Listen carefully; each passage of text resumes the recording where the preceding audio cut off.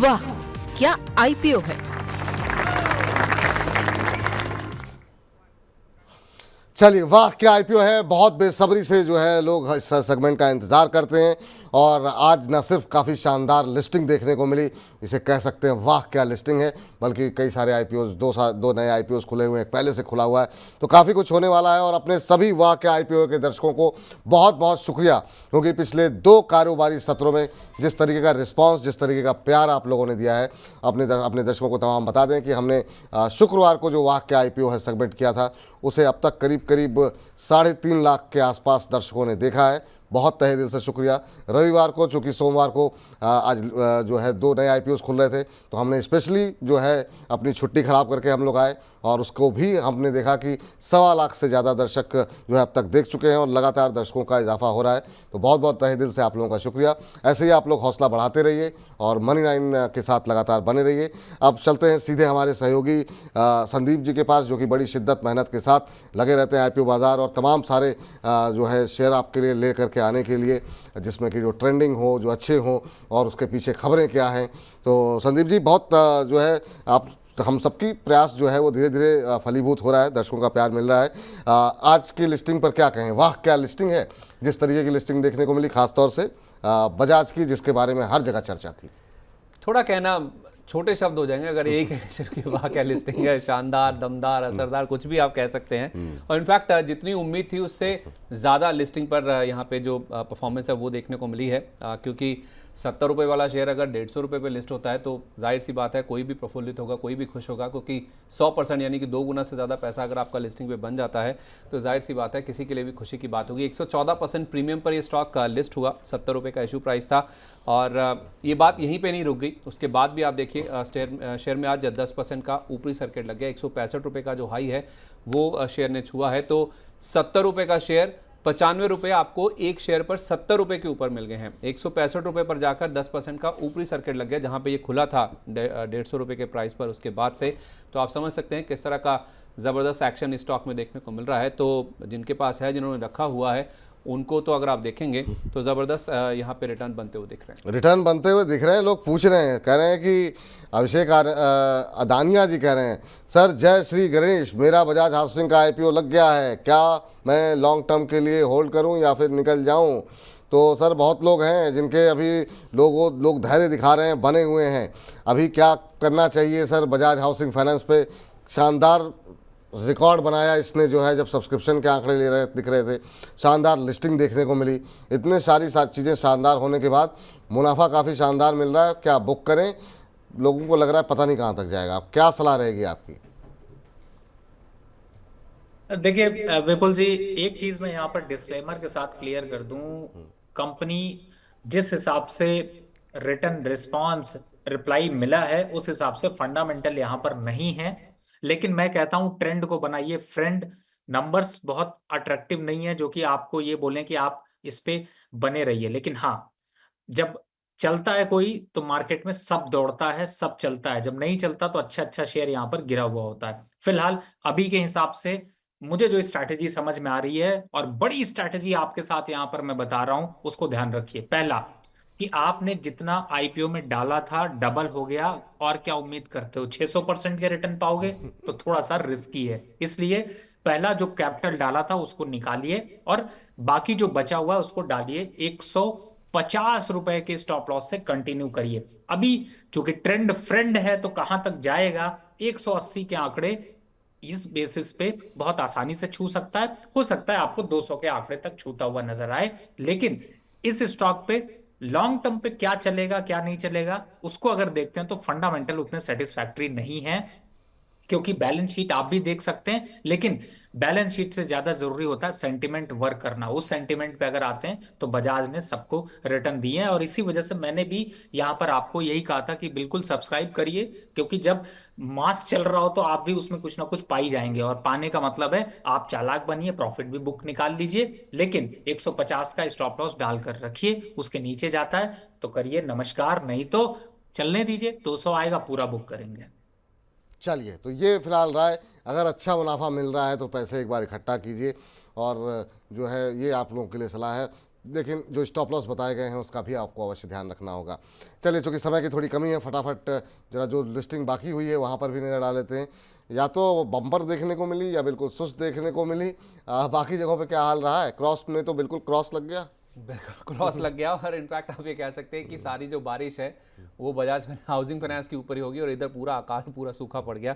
Cross की आप बात करें, 240 रुपये का इशू प्राइस था, हूबहू उसी प्राइस पर ही आप देखिए लिस्टिंग होती हुई दिखी है। एनएससी के आंकड़े में आपके सामने रख रहा हूँ, यानी कि एकदम सपाट, एकदम फ्लैट लिस्टिंग क्रॉस लिमिटेड की हुई है, और इस कंपनी ने 500 करोड़ रुपए जुटाए हैं।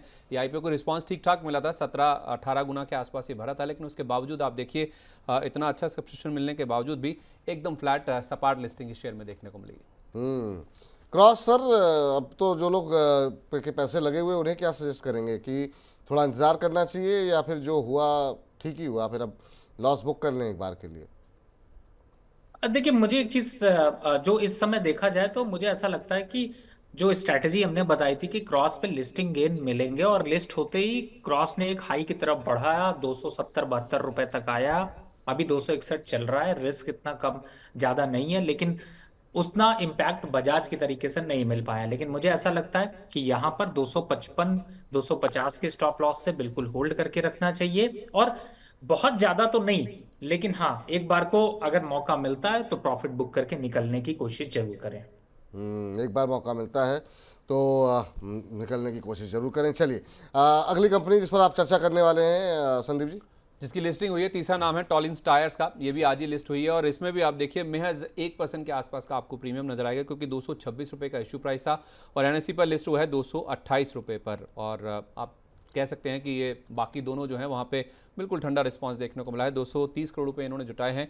इस आईपीओ को भी आप देखिए 25 गुना का रिस्पांस देखने को मिला था, क्रॉस से भी ज़्यादा ये सब्सक्राइब हुआ था, लेकिन उसके बावजूद महज 1% का जो प्रीमियम मिला है उससे काफ़ी ज़्यादा मायूसी, काफ़ी ज़्यादा निराशा ही देखने को मिली है। काफ़ी ज़्यादा निराशा ही देखने को मिली है।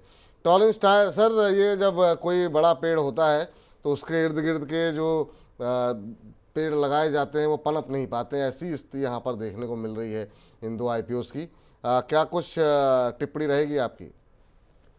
निकलना चाहिए फिलहाल, बहुत ज्यादा कुछ लंबा ऐसा दिखाई नहीं देता, और वैसे भी जो मोमेंटम था वो तो निकल चुका है। तो मुझे ऐसा लगता है कि अब मार्केट में ऐसे और इससे ज्यादा अच्छे ऑप्शंस मिल रहे हैं, उनकी तरफ फोकस करें, और इस समय इस आईपीओ से एक बार को प्रॉफिट बुक करें, निकलिए। यहाँ पर भी एग्जिट की सलाह निकल करके आ रही है, लेकिन बड़ा सवाल आज का जो हमने सोचा हुआ था कि आखिर में क्या बजाज हाउसिंग से पैसा निकाल करके जो नए आईपीओज आ रहे हैं उनमें लगा दें क्या? आज से खुल रहे हैं दो नए आईपीओ, एक आईपीओ फ्राइडे से खुला हुआ है, क्या स्ट्रेटजी होनी चाहिए? अब इस पर बातचीत करते हैं अगले 2 से 3 मिनट के अंदर। फिर चुन चुन के का सेगमेंट भी है, समय की थोड़ी सी बाधाएं हैं, तो अगले 10 मिनट में हमको चुन चुन के और ये सेगमेंट समाप्त करना है।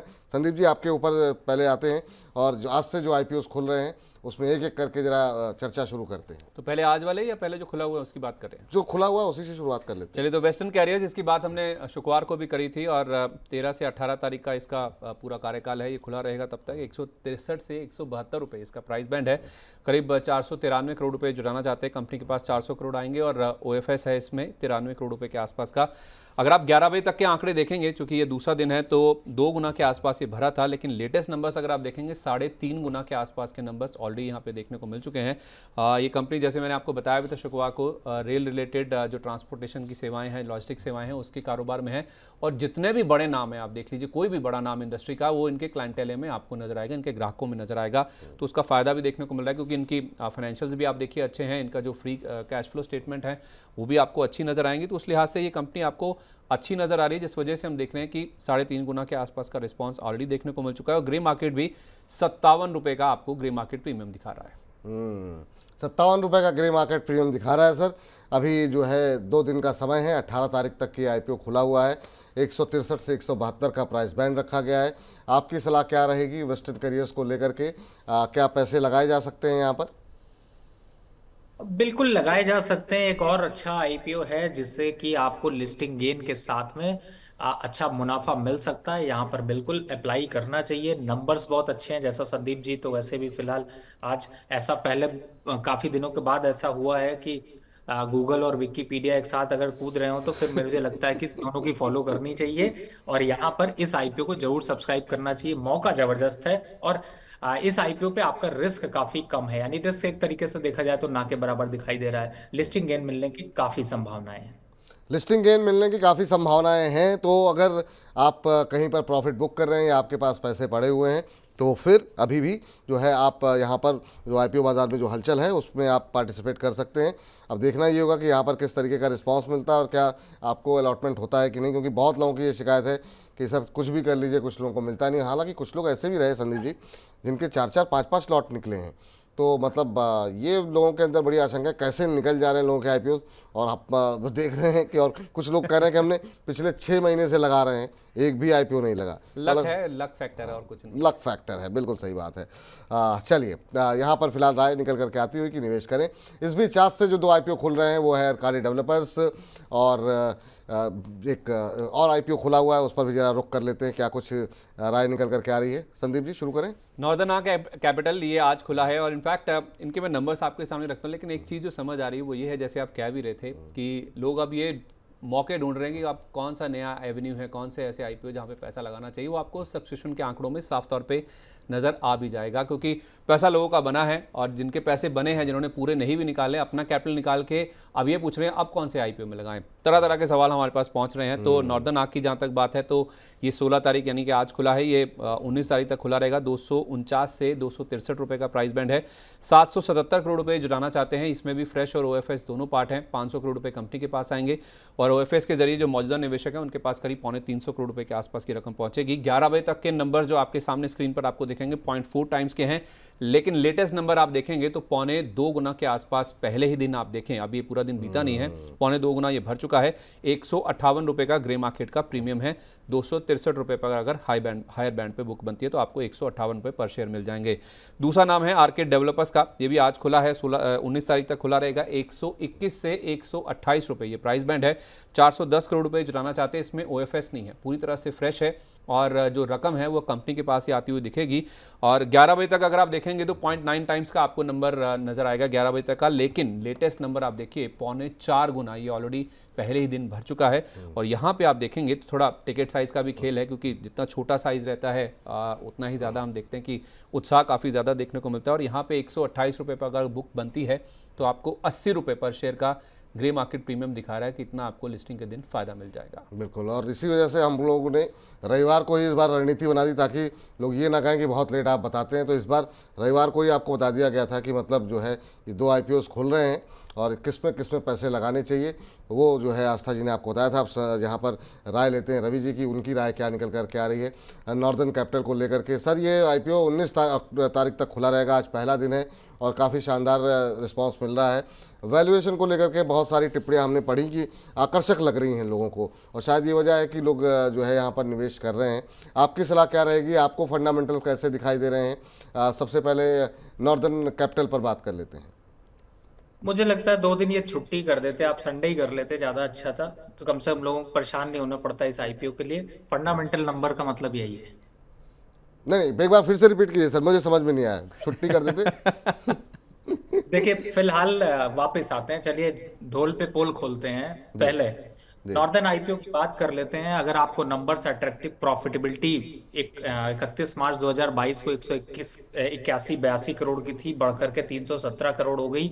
लेकिन बोरोइंग 5,982 करोड़ से बढ़ के 9,047 करोड़ हो गई। आपको अट्रैक्टिव लगता है तो बिल्कुल छुट्टी मनाइए, नहीं तो अट्रैक्टिव हो जाइए। फिलहाल इस पे आपको अप्लाई नहीं करना चाहिए। अगर आपको कंसल्ट दिखाई दे रहे हैं तो मुझे लगता है रिस्क फैक्टर काफी ज्यादा है, प्राइस बैंड काफी ओवर दिखाई दे रहा है। और फिलहाल मुझे नंबर्स तो कहीं से अट्रैक्टिव नहीं लग रहे। और रही बात छलावे की, जो सब्सक्रिप्शन और आंकड़ों की बात करी जाए तो देखिए कई बार ऐसा होता है कि कंपनियां इस तरीके की एक्सरसाइज करती हैं, जिसे आज हम लोग यहाँ पर ओपन करने की कोशिश कर रहे हैं। तो उन चीजों को भी थोड़ा सा सोच समझ कर करें। यहाँ पर इस आईपीओ के फंडामेंटल के हिसाब से मुझे लगता है दूरी बना लेनी चाहिए। दूरी बना दूसरा जी दूसरे आईपीओ पे। जी सर, दूसरे आईपीओ पे भी देखते हैं तो फिलहाल देखिए जो डेवलपर वगैरह के आईपीओ होते हैं वो एक मोमेंटम पे तो मिल जाते हैं, लेकिन उसके बाद वो डुबा जाते हैं और ऐसा बहुत बार देखने को मिला है। और जब मैं इसके फंडामेंटल भी देखता हूं तो मुझे कोई खास बहुत बड़ा अट्रैक्शन यहाँ पर नहीं दिखाई दे रहा